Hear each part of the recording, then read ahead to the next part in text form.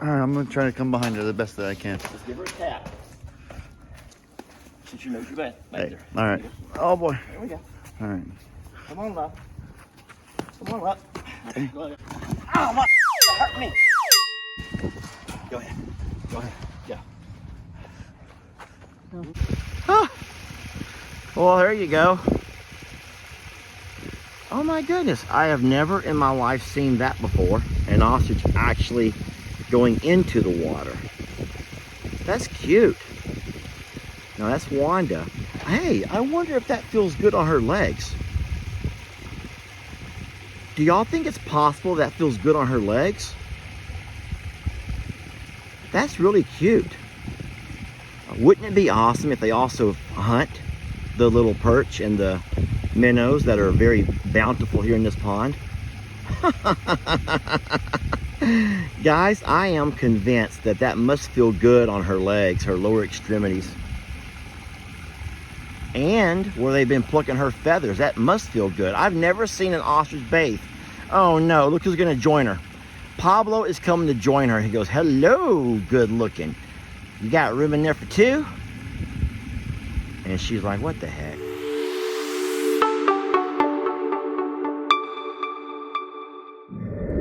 Hey folks, Lester and Ellie here. This morning we are going to be moving both Tina and Wanda to our front pond pasture. You guys come along as we do this, and there's a lot I want to explain to you as far as why we're doing it. So come on. All right, I don't know what's going on over here, but I see a ton of feathers. Those are female feathers. And then I see Wanda is lying here in the hay, and she's making this weird gasping for air noise. Baby, are you okay? What's wrong? I don't know exactly what's going on with her, but she looks like she's scared. We all know that Carl has been kind of mean lately.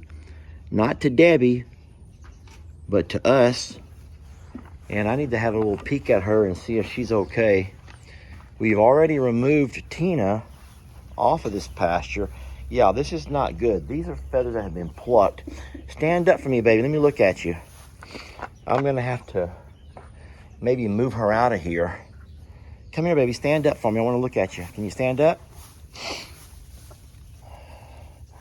What's going on with you? Why are they pulling your feathers out? I have to keep making sure that Carl's not walking up on me. I don't see a whole lot of anything on this side. Come on out of here. If you'll walk in this little stall, come on, keep going. I'm going to put her right into there. There. It's okay if she goes out. She can go out because she's not going to run away, but she is going to run away from Carl. All right, y'all give me a second to figure out what I'm going to do with her. All right, so now Carl is off of us. We don't have to worry about that. There are feathers everywhere, and I don't know why. Now, you can't start pecking on my tools. I'm just trying to have a little look at her and see what's... Okay, right here on her neck. Who did this to you, baby, and why? Who would have done that to you? I don't know if it's Carl or maybe a jealous... Can you go back under there for me? I want to put you in there for a little bit so I can have a little look at you. Right there. Put your head down. There you go. Stay right in there for me. All right, so I don't see any blood. That's the good thing. But I will tell you what I know about ostriches. Ouch. Baby, I'm trying to make a video to possibly get some help here. Could it be a jealous girl thing? So we know that the male ostrich will pluck each other's feathers out. And that's a show of dominance. And they're trying to, in essence, make the other one look less attractive to the females. Could it be that Debbie, who is Carl's #1 squeeze, we already know that, is jealous of her and possibly trying to pull her feathers out to make her less attractive to Carl? I do not know. I did not see it happen, but you can see for yourselves. There are feathers everywhere. Look at all of these. Look at all of these. All right, so here is my dilemma, everybody. And so Now he's mad at me. His legs are turning red. He's going to come over here and try to fight me, so I have to turn and run. But I do not like all these feathers. Now, she has drooped her feathers down pretty to make herself look pretty for Carl. So I feel bad about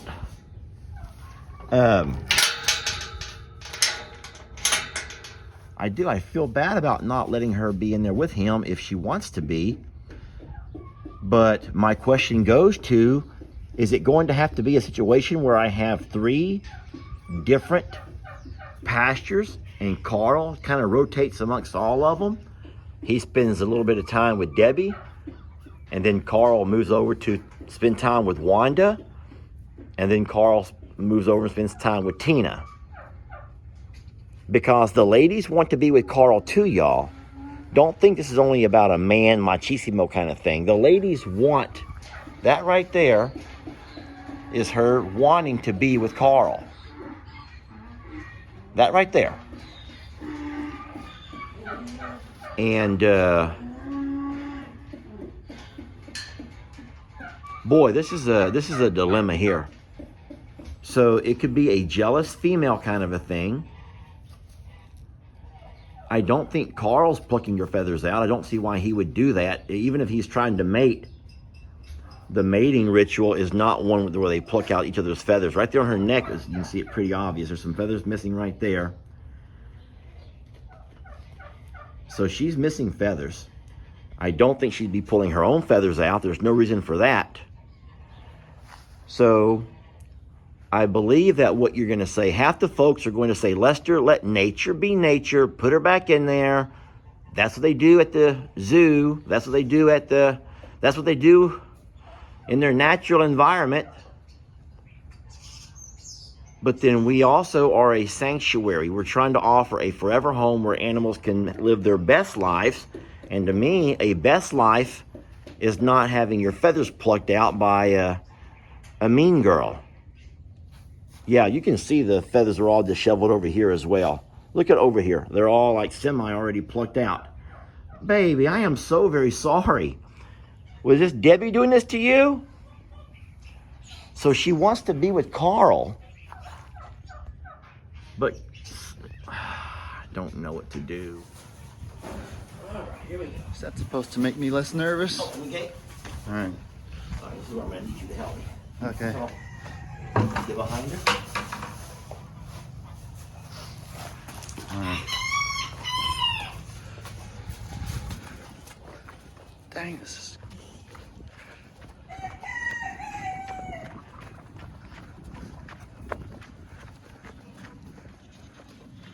Be strong. I don't want you scared. Don't scare her. All right. Just try to sit down. Move, Maggie. Get Maggie back, Ellie. Maggie, come here. Maggie, come here. Maggie, come here. Yeah, keep Yeah. Maggie there. Hey, no. No, Maggie. Maggie, no. Stop. Maggie, no. Maggie's going to be the worst thing that's going to happen to us this year. All right. Okay? Move, Maggie.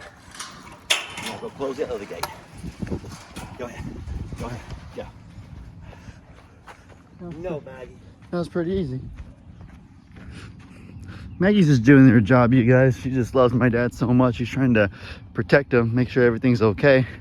She probably gets excited too, but she doesn't realize that she could end up being the biggest cause of... Huh? What? She's kind of hurry. She doesn't realize that she could be the biggest cause of disaster. Maggie. She's strong. Yeah. But so here's what I've learned. You keep their head low. And when, I mean, picture it. If your head is here, you can't. Yeah. You ever see what I'm doing here? Yeah. You don't have the power to kick. All right. So Tina's the one that has to be. She absolutely has to be away from Carl. Carl's done nothing but torment her.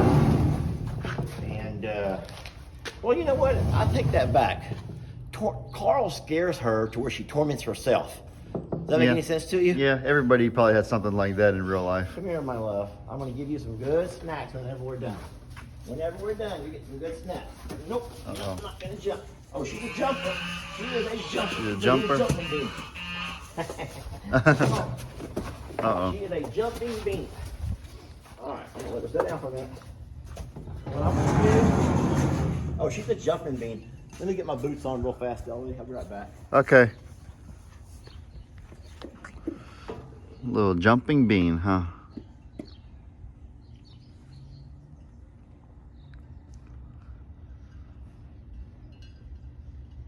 Yeah, I wish that I could help my dad a little bit more with the hands-on part of it, but I've had a lot of bad experiences with larger animals. I'm not gonna lie to you guys.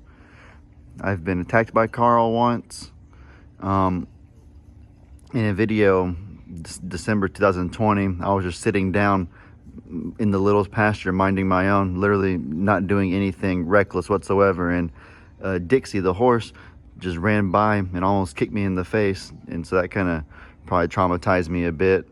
And back when the sanctuary first started, I think in 2019, at the very, very beginning, I was helping my dad feeding the bigs. Me and Xander were there, Jamie's son, and Moo just randomly, one of the cows randomly rammed into a horse, just speared it in the gut on the side for no reason whatsoever. And I was standing right behind the horse because that's just where I was pouring the bucket of feed at. And thankfully the horse just ran off because he got scared. But if the horse had like gotten spooked enough to where it just kicked like they do sometimes out of instinct, I could have gotten kicked very well by the horse. And I wasn't doing anything reckless to cause that on that day either.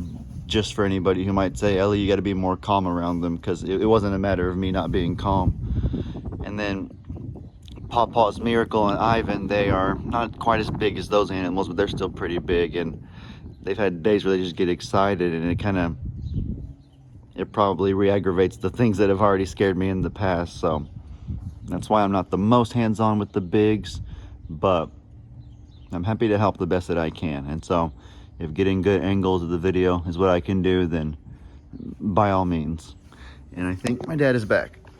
All right, so I put my boots on because she does jump, and I don't want her to come down and talon me on accident in the back of my heel. Secondly, I brought a tablecloth.